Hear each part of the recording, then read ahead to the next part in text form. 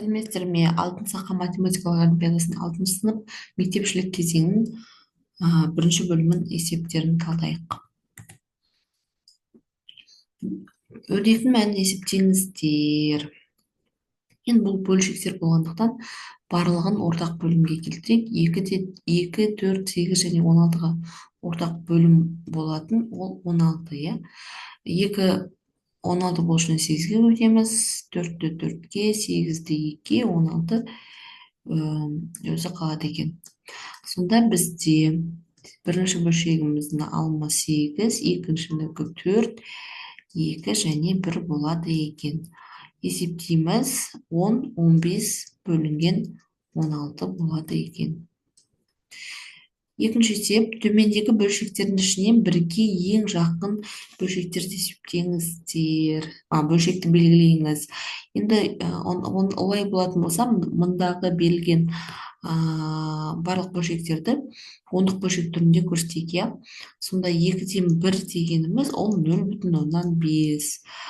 9-дан 7 дегеніміз, егер 7-ні 9-ға бөлетін болсақ, жуықтап алғанда ол 0,7 периодта.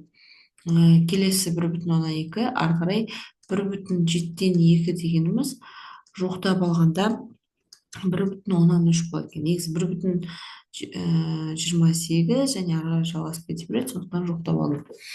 Енді қарап отырғандарыңыздай, бірге ең жақыны ол әрине 1,2. Мынау 0,5-ке, 0,3-ке, 0,3-ке алыс орналасқан бір саннан, ал мынау 0,2-ге. Сондықтан бірге ең жақын сан осы болады екен. 3 сурет саны 2 таңбалы жай сан болатындай, мына суреттің астында неше түрлі цифр бола алады. Ондағы 3 болатын, бізде тек қана 2 жай сан бар, иә, 31 және 37. Сондықтан мына алтын сақаның орнына 2 ғана цифр қоюға болады екен. Келесі, төмендегі сандар арқылы құрастырылған дұрыс теңсіздікті көрсетіңіздер. Енді бұл жерде салыстыру үшін барлығын мыңдық үлеске дейін жазып алайық. Сонда мұнда 2 0 қосамыз, мұнда 1 0 қосамыз. Енді салыстыруға оңай болды. Бұл жерде жауаптарға қарайтын болсақ, ең кіші саннан үлкен санға қарай жазылып тұр екен.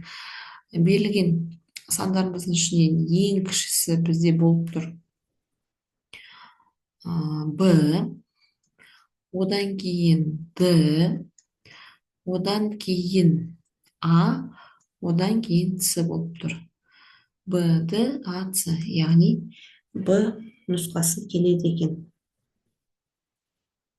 Ары қарай Мирас тақтаға бір сан жазды. Бұл санның 2-ден 1 бөлігі ең кіші 2 таңбалы сан. Ең кіші 2 таңбалы санымыз 10. Бұл Мирас жазған санның 2-ден 1 бөлігі. Яғни жартысы, 2-ден 1 деген жартысы деген сөз. Демек, Мирас тақтаға 20 деген санды жазған. Енді сұрақ, бұл санның қандай бөлігі ең кіші жай сан? Ең кіші жай сан дегеніміз 2. Яғни сұрақ бойынша 2 20-ның қандай бөлігі деген сұрақ болып тұр. Яғни 10-нан 1 бөлігі болады екен. Келесі 6-шы есеп. Сыныптағы қыздар саны ұлдар санының 10-нан 7 бөлігін құрайды. Ұлдар санының барлық оқушылар санына қатынасын табыңыз. Ұлдардың қанша екенін білмейміз, X деп белгілейік. Ал қыздар осы ұлдардың 10-нан 7 бөлігі. Яғни 0,7 X дейік. Енді сұрақ, ұлдар саны барлық оқушылар санына қатынасын табу керек. Яғни ұлдар санын барлық оқушылар дегеніміз X қосылған 0,7 X болады. Демек, 1,7 X, бұл жерде X пен X-ті қысқартамыз, сонда 1 бөлінген 10-нан 17 сатылы бөлшек болғандықтан 10 алымына кетеді екен, иә.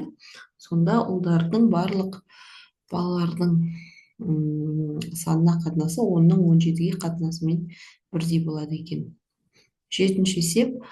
Төменде берілген сандардың қайсысы 44-ке бөлгенде бүтін бөлігі мен қалдығы тең болады? Енді бұл жерде әрбір санды бөліп көреміз, иә.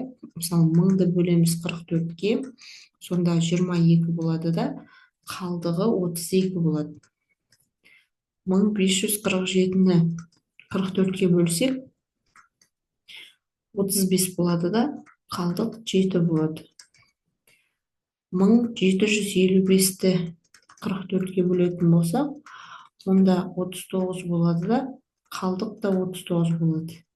Демек, С варианты бізді қанағаттандырып тұр екен, иә, шартты. Сонда да соңғысын тексере салайық. Жаңа 44-ке бөлетін болсақ, онда 46 болады екен де, қалдық 1 болады екен.